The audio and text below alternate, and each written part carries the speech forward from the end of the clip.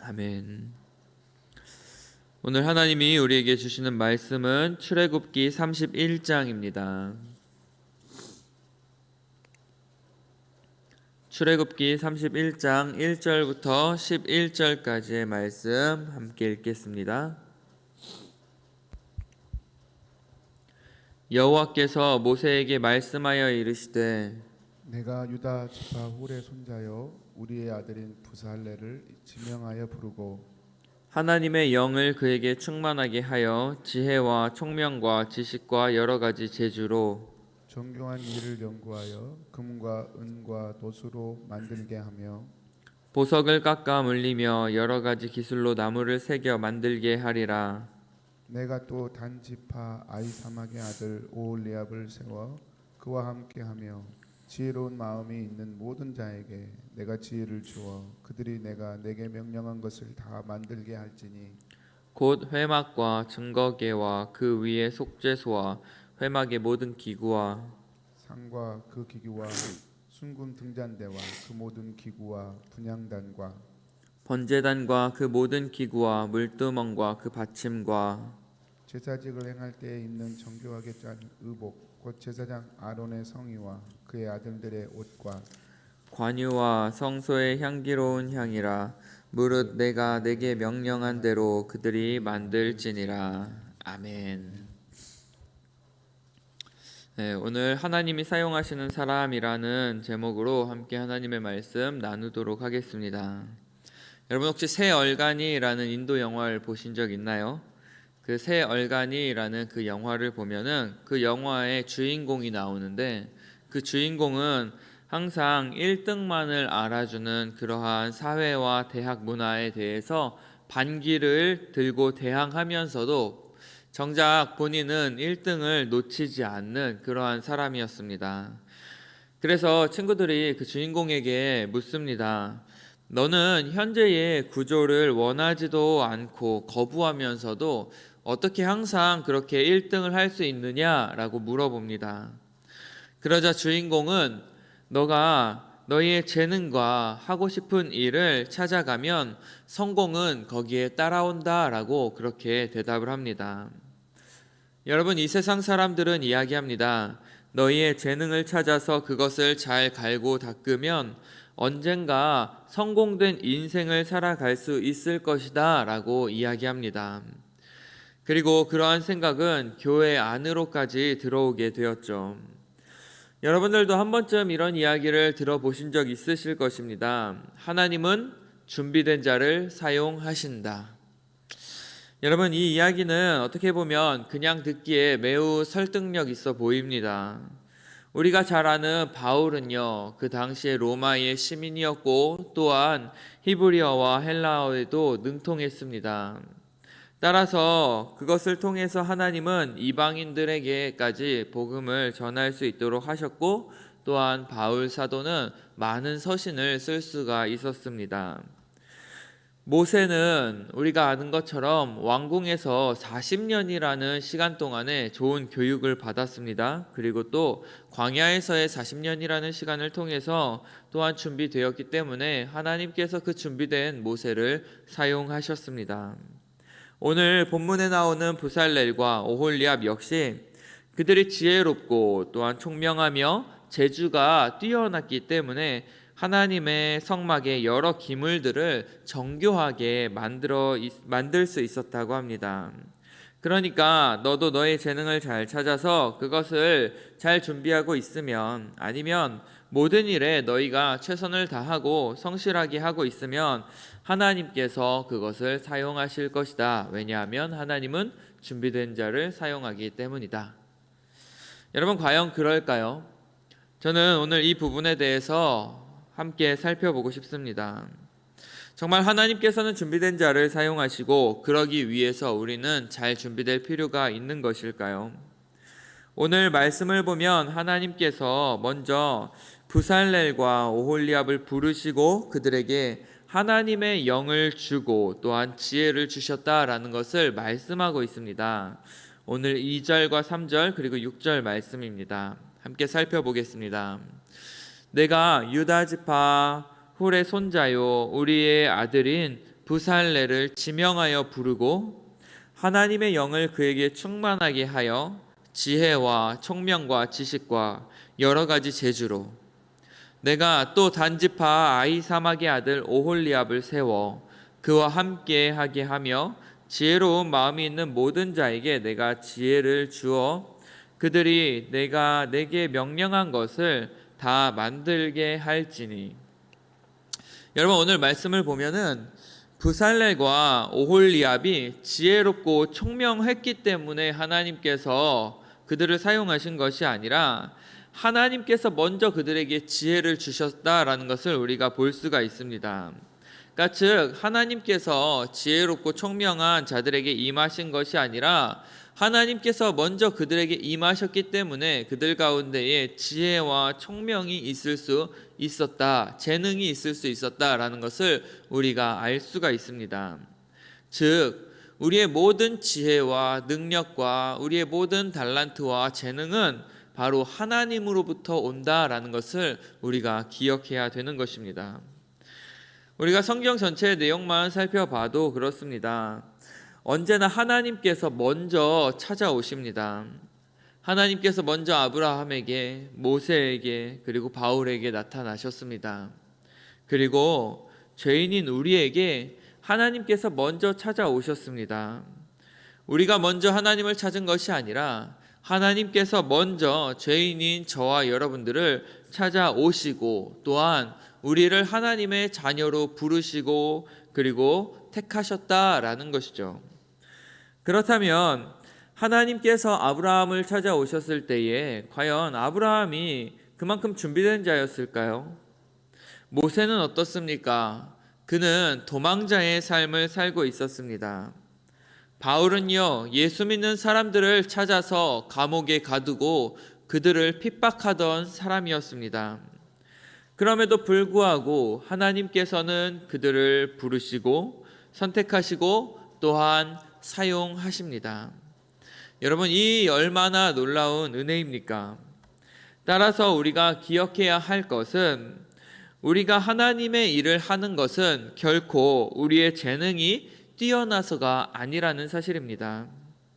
여러분, 우리가 잘 아는 삼손의 모습을 한번 봤으면 좋겠습니다. 삼손 하면 떠오르는 것이 무엇이 있습니까? 천하장사, 긴 머리카락, 낙타, 턱뼈. 그 당시 블레셋 사람들을 마구잡이로 휘어잡는 헐크와 같은 그러한 힘이 센 삼손의 모습을 우리는 떠올리곤 합니다. 그런데 그 삼손이 결국에 어떻게 됩니까? 블레셋 사람들에게 잡혀 눈이 뽑히고 결국에 비참한 최후를 맞게 됩니다. 왜 그렇죠? 들릴라의 유혹에 넘어가서 머리카락이 잘렸기 때문에 그렇습니다. 이렇게 대답하신 분들은 아마 주일학교를 잘 나오신 것 같습니다. 우리는 삼손이 들릴라에게 자신의 비밀에 대해서 말을 해버렸고 그 비밀은 머리카락을 자르면 안 된다는 것이었는데 들릴라가 삼손이 자고 있는 사이에 그의 머리카락을 잘라서 삼손이 그 힘을 잃어버렸다. 우리는 그렇게 이해하고 있습니다. 단순히 머리카락이 잘렸을 뿐인데 여러분, 삼손이 힘을 다 잃어버렸을까요? 참 이해가 되지 않습니다. 그렇다면은 삼손의 머리카락은 신비한 머리카락이었을까요? 그 머리카락 안에 그의 힘이 담겨져 있던 것일까요? 라푼젤이라는 그 디즈니의 만화 보신 적 있죠? 그 라푼젤과 같이 머리를 길게 기르고 그리고 그 머리카락 안에 신비한 능력을 삼손이 가지고 있었을까요? 만약에 이렇게 이해하고 있었다면 여러분 중요한 포인트를 놓치고 계신 것입니다.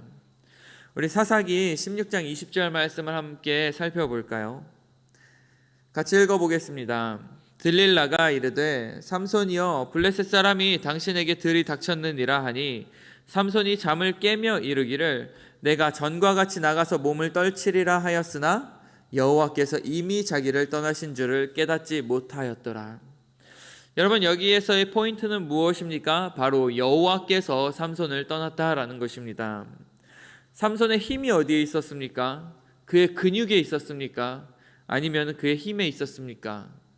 아니면 그가 뭐 통뼈였습니까?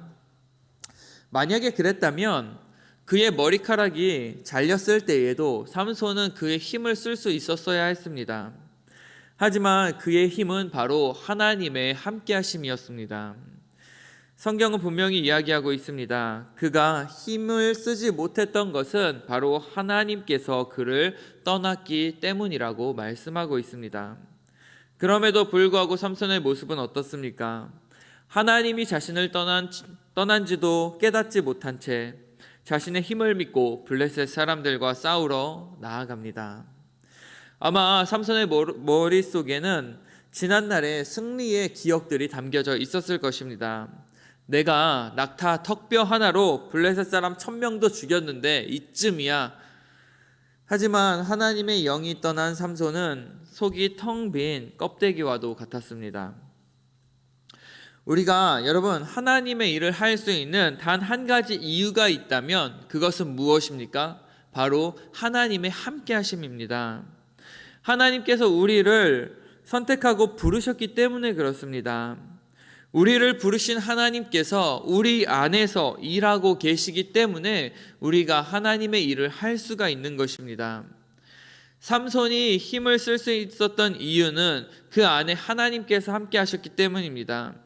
부살렐과 오홀리압이 성막 세우는 일에 동참하고 그 일을 감당할 수 있었던 것도 하나님께서 먼저 그들을 선택하시고 부르시고 그들에게 지혜를 주셨기 때문에 그렇습니다. 제가 지금 이 자리에서 설교를 할 수 있는 것도 바로 하나님의 부르심 때문에 그렇습니다.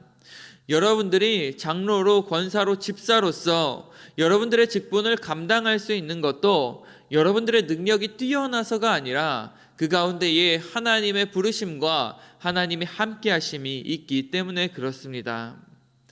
부살레가 오홀리압의 그 지혜와 총명과 그들의 재능의 이유가 어디에 있었습니까? 바로 하나님의 임재하심과 함께하심입니다. 여러분 이것 하나만 오늘 기억했으면 좋겠습니다.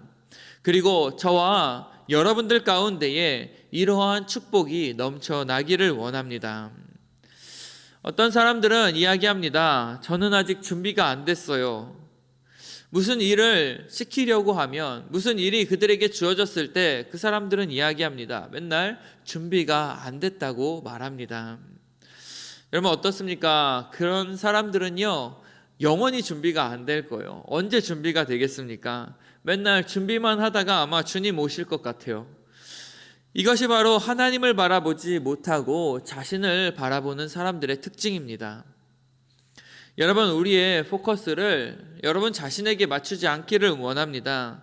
내가 얼마나 능력이 있는가, 내가 얼마나 뛰어난가, 내가 얼마나 재능이 있는가, 내가 얼마나 준비된 사람인가에 포커스를 두지 않기를 원합니다.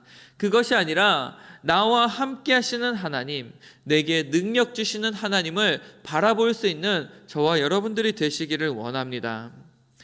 말씀을 정리하도록 하겠습니다. 여러분 하나님은 준비된 자를 사용하십니까? 이에 대한 대답은 그럴 수도 있고 그렇지 않을 수도 있다는 것입니다. 여러분 하나님을 제한하지 마시기를 바랍니다. 하나님께서는 준비된 자를 사용하실 수도 있고 그렇지 않은 자를 준비되게 사용하실 수도 있습니다. 우리는 질문을 바꾸어 보아야 할 것입니다. 하나님은 어떤 자를 사용하실까요? 바로 하나님이 선택하신 사람, 하나님의 영이 함께 하시는 사람입니다. 그리고 그 말씀에 순종하는 사람을 하나님께서는 사용하십니다. 우리가 하나님께 순종하며 나아갈 때에 하나님께서는 우리가 준비된 부분들을 더욱더 사용하실 것입니다. 그리고 우리가 하나님 앞에 순종하며 나아갈 때에 그분은 그 순종한 자들을 준비시키실 것입니다.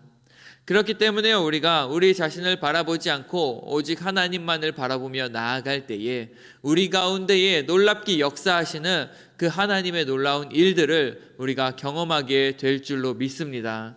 그래서 부살렐과 오홀리압과 같이 우리가 하나님의 지혜를 받아 하나님의 놀라운 일을 이루는데 동참하는 동역자가 될 수 있기를 간절히 축복합니다.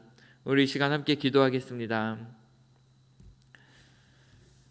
하나님 아버지 감사합니다. 하나님께서 먼저 우리를 선택하시고 부르시고 또한 우리로 하여금 하나님의 일을 감당할 수 있게 하시니 감사드립니다.